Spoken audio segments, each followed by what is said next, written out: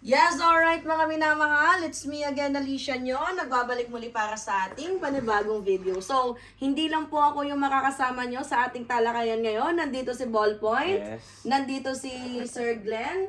Hello. Biyahe ni Koy. At si... Yan, Jake Magnus TV. So ngayon, meron tayong mahalagang pag-uusapan. Tungkol nga po sa binabalak daw di umano na regodon dito nga po sa ating Senate President na si Tito Sotto. So, Koy, meron tayong napapabalita na parang ipapalit daw itong si Cayetano, si Caldero Boy. Eh, di ba, matagal na yun eh, September pa yun, di ba? Yung balitang yun. Ngayon medyo umusok. Gawa nga ng mukhang nasasapul na yung minority ngayon, 'di ba? Sila Villanueva, sila yung mga pinapaimbestigahan, 'di ba? So, nasasapul na sila kung kaya't parang nagkakaroon ng balita na ireregodon na daw itong si SP Tito Sotto. Ano yung masasabi mo, Koy? Ako pinaka maganda tong usapin na to. Kasi alam mo kung bakit. Nakikita na ng taong bayan na desperado ang opinion ko to desperado ang Senado ngayon na magpalit ng liderato. Unang-una, sa taon na to, nakailang palit tayo ng Senate President. Sa termino na to, 3 beses kung magkakataon. Oo. Imaginin natin at imaginin ng mga kababayan natin kung anong kahihinatnan ng ating Senado. Oo. Number 1, halata na sila na may pinagtatakpan. Oo. 'Di ba? May pinagtatakpan. Maayos ang palakad ni Tito Sotto para sa akin. Ewan ko sa inyo kung ano. Uy, maayos. Maayos ang palakad ni Tito Sotto. Maganda ang ginagawa niya. Oo. Even sa Blue Ribbon Committee, ginigitnaan niya lahat. Pero ang problem ganito eh. Ito balita pa lang. Allegedly, papalitan na si Tito Sotto bukas pag-open ng Senado. At ay papalit daw nila, di umano, ay si Cayetano. So, sa tingin mo, bakit si Cayetano? At ibabalik sa Blue Ribbon Committee si Marcoleta. Punta mo tayo kay Cayetano. Ako rin nagtataka ako sa totoo lang. Si Caldero. Bakit ipapalit yung si Cayetano? Halatang halata na one-sided tong tao na to. Hindi mababalance ang Senado. Oo. Kailangan natin yung balance sa Senado at kayang tumimbang sa lahat. Ang ilalagay mo sa Senate President. Sa tingin nyo, si Cayetano halatang DDS to Kasi seryosong usapin daw yung tawag dito. Seryosong usapin daw yung tungkol dito sa arrest warrant ni Senator Bato de la Rosa. Kung kaya't medyo natatakot na sila or parang they are shaking kung kaya't parang madadali na kami dito, parang iniisa-isa na kami. So Correct. parang yun yung iniisip nila na kailangan matanggal na agad si Tito Sotto. Kaya... Anticipate nila hindi lang si Bato de la Rosa, pati si Bongo damay dyan. Eto nga eto MT. Alam nilang magigipit ang Duterte Black. Okay. Alam nilang mayayari sila. Oo. Alam nilang may kahihinatnan sila. Alam nila yung mangyayari ngayon. Sino ba yung mga tinatamaan ngayon ng mga senador? Ang dami. Chico Estrada. Ito na lang. Sabihin na natin na pag inupo nila si Cayetano, ililigtas nila sa pagkahuli sa ICC si Bato de la Rosa. The only gateway kasi, the only gatekeeper na pwede magsarado ng pintuan ng Senado ay hindi nila kaalyado. At kapag nagtago sa Senado si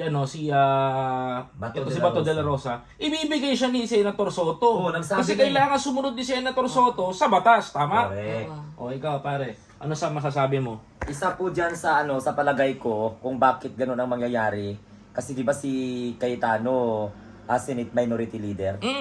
O siya yung parang itinuturing na leader ngayon. Ang ko nga yan, yung danger ko nga ba? Senate Minority Leader. Senate Minority Leader siya. Si Cayetano? Oo. Tapos, ako nga duda nga, baka nga mamaya mahila pa niya yung kapatid niya mahihila niya. Tapos yung isang baka si JB Estrada lumipat din sa minority. Ang daming negotiation, kaya nga ganun sila kadeterminado na palitan si Senate President kasi ang bilang ngayon is 9. 9. 9 sila. 9 9 over lang sila.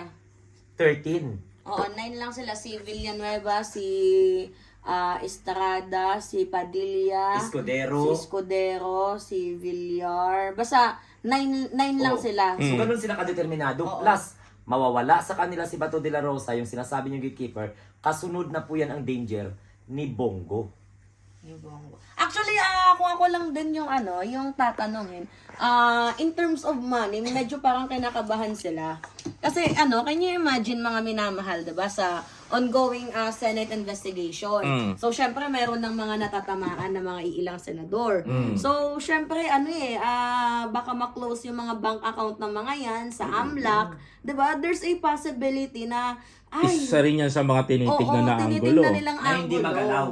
Oo, na kung kaya't ang ginagawa nila ngayon is pinupush through nila na tanggalin na si SP, 'di ba? SP Tito Soto kasi parang nararattled na ang kanilang grupo. 'Di Tsaka ba? hindi nila madidiktahan. Oh. Si Senate President Tito Soto, hindi nila madidiktahan. At isa pa sa mga nagpapatibay na delikado yung ng minority kasi doon sa determination ni Senator Panfilo Lacson. Na balongkatin yung Blue Ribbon Halong Committee. katon ang Blue Ribbon Committee. Kasi alam mo kung bakit Investigation. alam mo kung bakit isa rin sa pinakamalaking impact nito sa Duterte Black is mahahalongkat sila. Bukod sa mahahalongkat sila, malalaman din yung sinasabi ni ni Senator Ping Lacson na maraming tatamaan na mga kanyang kasama sa Senado, yung mga colleagues nga na sinasabi niya. With even the Senate President is tatamaan din talaga. Kaya nga siya mga minamahal. Madami mga senador ang nagagalit kay Ping Lacson. Kaya nga siya, 'di ba, natanggal bilang chairperson ng Senate Blue Ribbon Committee kasi bakit daw sinusunog niya ang sarili nilang pamamahay? 'Di ba? Yung bakit kapwa mo senador iimbestigahan mo. Yung punto lang doon naman ni Ping Lacson is wala tayong dapat kinikilingan. Kung At saka yun lang masasabi nila kasi alam nila kung ano yung credibility ni Senator Panfilo Lacson pag mag-expose. At saka besides, si Panfilo Lacson, magaling na investigator yan. And Oo. dating PNP chief yan. So lahat ng angle, titingnan niya. Hindi naman pwede na bias siya sa ganito, bias siya sa ganyan. So dapat lahat talaga titingnan para nang sa gayon, yung ongoing na investigation ay patas. Correct. At hindi bias. Correct. Diba? Isa pa sa nakikita ko, Mima, mga bro, Pards. Isa pa sa nakikita ko na maraming panahon na ito yung hinahanap natin na senador sa totoo lang. Yeah. Ito yung hinahanap ng senador na Walang maayos, kinakatakutan. walang kinakatakutan. Balance. Even yung mga tropa niya sa Senado, even yung mga kahit sino pa, wala siyang natatakutan. Ito yung hinahanap natin senador talaga sa totoo lang. Pero kung mangyayari ang balasahan bukas, ang pagmapanood ng taong bayan to na pinag-uusapan natin, sabam, 12 na, no? 12 na. O ngayon, mamaya, isa lang ang lalabas sa taong bayan nito. Halata sila na may pinagtatakpan na katarantaduhan sa loob ng Senado. At saka bisig ganito yung mga senador ngayon, ito nagtataka ako. Ongoing yung bagyo natin ngayon. 'Di ba? Nasasalanta tayo ng bagyo pero mas iniisip pa ng mga senador na magpalit ng liderato. Correct. Tama ba yun? Instead sana, magbigay muna tayo ng relief goods. Anuin muna natin tong bagyo. Paalisin muna natin to. Mas nauna pa nilang isipin yun yung magpalit ng liderato kontra isipin yung mga kababayan nating Pilipino na mas kailangan ng tulong. So anong klaseng mindset na mayroon sila? Kasi ito yan ito. May nakarating na info kasi sa akin. Reveal na natin Okay, para sige, maganda. Alam nyo ho ba mga kababayan na ito allegedly, di umano ay dadamputin si Bato sa 15 o sa 14. Oh my God. Kaya nagmamadali. Kaya nagmamadali. A day after the Senate investigation. Nagmamadali MT, nagmamadali Wait Mima. lang. I'm just asking and I'm just wondering na bakit parang gusto nilang patanggalin si Tito Soto. Si Tito Soto na nga mismo nagsabi na poprotektahan niya, 'di ba? Itong si Senator Bato de la Rosa pag nasa loob ng Senado. poprotektahan niya. So bakit nila tatanggalin si SP na nga yung nagsasabi poprotektahan Pero alam daw mo, sa totoo lang, itong Mima, si Bato de la Rosa. Sa totoo lang, hindi si Tito Sen ang target talaga nila Gusto talaga nila makuha ang Blue Ribbon Committee. Kasi yun ang Pandora's Box Yes. Damay sila lahat dyan. Kaya kailangan nila ma-secure ang Blue Ribbon Committee, ipalit talaga nila, ibalik nila si Marcoleta. Kasi mayroon pong malaking institusyon na damay din yan eh. Ito sabihin natin to. Ito kasi yan. Bakit nila binabalik si Marcoleta? You know the reason yung bakit. Nakita niyo na bumanat si Kato Nying. Nakita niyo kung paano bumanat si Kato Nying? Connect natin to kay Risa Ontiveros. Bakit binanatan ni Kato Nying si Risa Ontiveros? Para mag-ingay. Bakit si Risa Ontiveros binabanatan nila? Kasi si Risa Ontiveros ang madalas na pumuna Correct. sa Blue Ribbon Committee. Exactly. Na ito yan. Ito sabi dito sa yung isang insurance company na Stronghold. wala natin pangalanan. Wala natin pangalanan. Kasi para patas sa iba, maraming iiyak eh. Sa bagay. No, maraming iiyak. Nasa balita na naman. Yes, nasa balita naman. Ang pagkakaalam ko ay meron daw itong institusyon na nagpapatakbo at pinakamalaking stockholder. Ang? Ang may-ari ng stronghold ko. Mm. Meron itong isang malaking organisasyon. I don't know about So that. itong organization na to, pinipigilan nilang malaman kasi pag nalaman ng mga miyembro, boom, wasak. Okay. Oh, alam niyo na.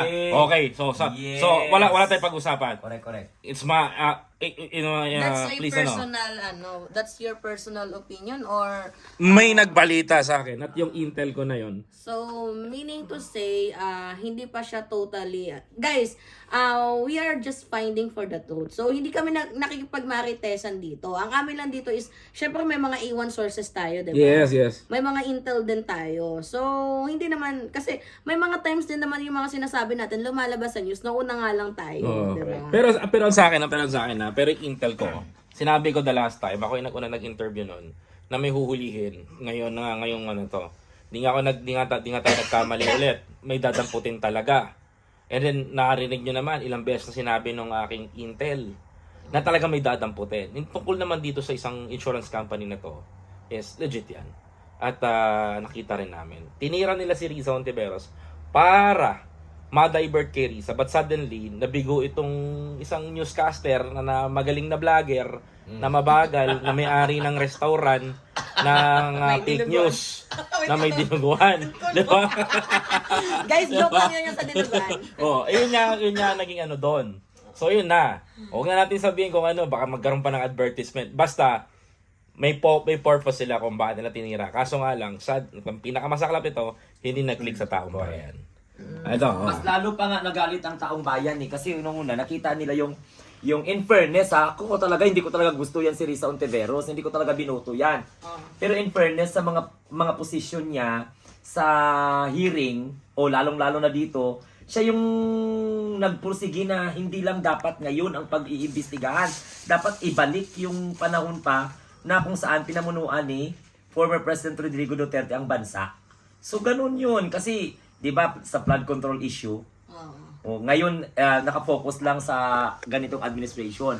Pero si Risa Ontiveros talaga yung nagsabi na saan yung mga ledger, bakit 2022 lang? Hanggang 2025 ang inimbestigahan. Nasaan na yung 2016? Pabili nga ako ng fake news.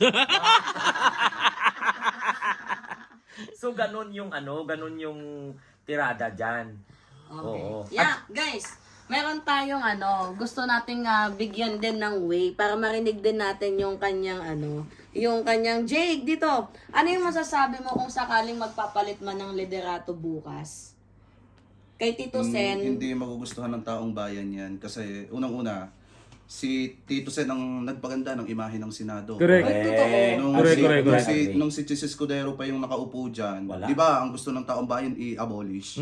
Pero nung si Tito Sen ang napaupo dyan sa Senado bilang Senate President, biglang na ibangon pangsamantala yung integridad totoo yun. ng Senado. Na balance. Oo, na-balance dahil inilagay sa Senate Blue Ribbon Committee si Senator Ping Lacson na marami agad isiniwalat. Kasi biruin mo tol unang beses na nagsiwalat si Senator Ping, lumabas ang pangalan ni Henry Alcantara.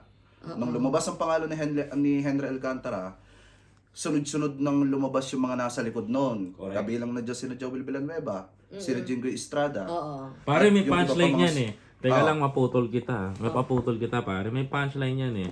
Alam ba punchline yan? Ito, ang tao na to. Oo. Mr. President, kaluluwa ng bayan to. Dapat tayo upuan, pre. Umiikot-ikot ka namin sa Mr. upuan. President, kaluluwa ng taong bayan to. Yung pinapalitan natin. Yung pinapalitan natin. Pangalan ng kali yan. Pangalan lang kali yan, yung pangalan ko nakatataon sa Bulacan. Mr. President. Yung ba yun, pare? Yung ba yun? Ito, mukhang connected yan, pre, sa ano? Sa chismis ni Coach Jared, kung nabasa mo yon, Oo. yung dalawang religious group na pinondohan ni Sarah at ni Pulong. Yun nga yung sinasabi ko. Tapos isasabay yung Rico dun sa Senate Yes. para hindi gaanong ramdam ng taong bayan. Exactly. Connected yan, pre. Ang lalim, di ba? Eto ha, panawagan ko lang sa mga kababayang Pilipino natin. Alam niyo naman na naging malapit sa amin, especially sa amin, mga TVJ Defender si Tito Sen. Walang ibang hinangad si Tito Sen kung hindi magtrabaho, ibalik ang tiwala ng taong bayan sa Senado. Kaya maraming mga maibubulgar pa. Yung sinasabi ni Senator Ping Lacson na special witness na ilalabas, Yun, waiting tayo doon. marami talagang mahihila yon ng mga nakaupo sa posisyon, especially mga senator at saka mga congressman. Yan yung iniiwasan nilang mangyari. Kaya hanggat maaga pa, pipilitin nilang mapatalsik si Tito Sen sa pwesto at saka itong mapalitan itong si Senator Ping Lacson. Ayun na nga. So ito si Mima. Mima, ano masasabi mo doon sa gusto nilang mangyari sa Senado ngayon? Actually, kung ako yung... Yung maiiwan mong paalala sa taong bayan. Kung ako man yung tatanungin tungkol dito sa binabalak nilang regodon sa Senado, isipin muna nila yung kapakanan ngayon ng taong bayan. Kung ako yung tatanungin, bakit nyo agad papalitan itong si Tito Sen, may problema pa naman tayo. Pwede bang palipasin muna ang panahon bago nyo gamitin yung pamumulitika? Pwedeng magkaisa muna tayo. Samantalang ang ating presidente gumagawa, tumutulong, 'di ba? Wala na nga tayong vice presidente, pati ba naman senador, mawawalan pa tayo. Presidente lang bang kumikilos sa lahat? So, instead na unahin yung regodon ngayon, bakit hindi na lang muna natin tayo magtulungan as a mamamayang Pilipino para dito sa mga kababayan natin na nasa lanta ng bagyo. So, alright mga minamahal, ikakat na natin to. See you sa ating next topic. Hintay muna, mamaya. Doon naman sa sinabi ni Mima na palipasin muna, kumbaga palipasin muna sa kapalitan. Ang hirap Hindi, yung camera para sa akin hindi naman talaga kailangan palitan si Tito Sen eh. Uy, wala akong sinabing palitan Hindi, yung kumbaga inaano ko lang, yung nililiwanag lang natin sa taong bayan kasi may mga dabber cards na nanonood kay Mima. Oo. Hindi po ibig sabihin ni Mima na papalitan si Tito Sen. Oo. Ang sa amin lamang po, Unahin muna yung problema ng unahin muna yung problema bago politikahin si Tito Sen. Kasi sabi nga ni Koy, matagal na nilang gustong gawin yan kay Tito Sen. Para sa akin lang naman, in my personal opinion, hindi naman talaga kailangan palitan si Tito Sen kasi nga balance ang Senate ngayon. Correct. Yes, alright mga minamahal. Kami po ay magpapaalam na. See you sa ating Alright. pangalawang topic. Thanks. Thanks. Please don't forget to follow, like, comment, share, subscribe sa lahat ng aming YouTube channel. Sundan kami sa lahat ng platform sa mas mainit pang balitaan at komento na maririnig nyo dito sa social media. Ito na yung pinagkakatiwalaan ngayon. Pinakikinggan ng taong bayan. Kaya sa lahat ng mga Pilipino nakikinig ngayon, mabuhay po kayong lahat, magkaisa tayo sa laban na ito. Of course, supportahan niyo po ako sa Maraming salamat po. Supportahan niyo po ako sa paying cameraman. Tsaka thank you po sa lahat ng hindi nag-skip na cards ha. Wait lang, ito, magpicture tayo pang may pang